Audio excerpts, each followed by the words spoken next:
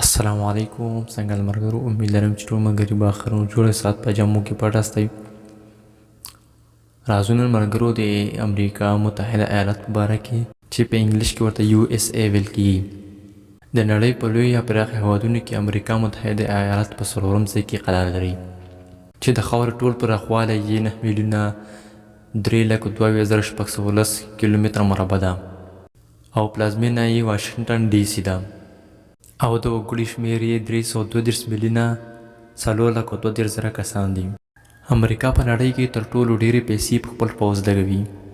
له همدې امله لومړی مقام لري. امریکا په نړۍ کې نن سبا یا د وخت سوپر پاور یا تر ټولو قوي هیواد دی. په اقتصادي، جنگي، ټکنالوژي، ساینس کې د نړۍ لومړی درجه هیواد دی. ناسا د امریکا ځانګړې اداره چې فضا، ځمکو، هوایی، مصنوعي سپوږمکۍ، راکېټونه لیږدوي لومړی مقام لري. لوی ښارونه یې شیکاګو، نیویارک، واشنګټن، لاس ویګاس، لاس انجلس، نیو ارلینډ او داسې نور دي. امریکا په نړۍ کې یا په هر هیواد یا د هر هیواد په دویم دریم ګاونډي هیواد کې فوزي اډې لري چې ټولې 4,000 اډې دي. د نړۍ مالدار سړی د امریکا دی. امریکا په نړۍ تخنیک او ټکنالوژي ټوله نړۍ سره ټکر وهي. امریکا د نړۍ تر ټولو ډیره وسله خرڅوي چې لومړی مقام لري او روسیه دویم. انګلیسي ژبه د نړۍ انټرنیشنل یا مشهوره پیژندل شوې ژبه ده. امریکا ډیر مشهورې کمپنۍ فابریکې لري لکه اپل آیفون موبایل چې نړۍ کې همیشه د ګلیکسي سره ټکر وهي. کله دوی اول شي او کله هغوی. همداشان په موټرو کې فورډ هم د امریکا مشهوره کمپنۍ ده. د فلمونو څخه ډېرې پیسې لاسته راوړي. د وسلې تجارت څخه همداشان نور. د امریکا په اړه دومره څه ځانګړي نشته. په 1692 کې ایټالوي کولمبوس پیدا کشف کړه. هغه فکر کوه چې هند دی مګر امریکا وه. امریکا متحده ایالات د 11 تاریخ د 9 میاشتې 2001 نه وروسته پر افغانستان حمله وکړه او د طالبانو حکومت یې له منځه یوړ. مګر وروسته له دغې 18 کاله وشو چې په افغانستان کې جنګیږي او اخر یې ماتې وخوړه.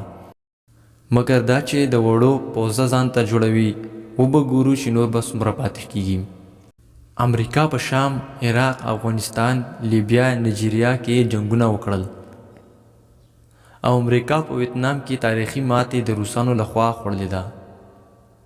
فیسبوک، ټویټر، انسټاګرام، یوټیوب، ګوګل، مایکروسافټ او داسې په زرګونو لوبې په میلیونونو ویبونه انټرنیټ ټول امریکا منځته راوړي دي.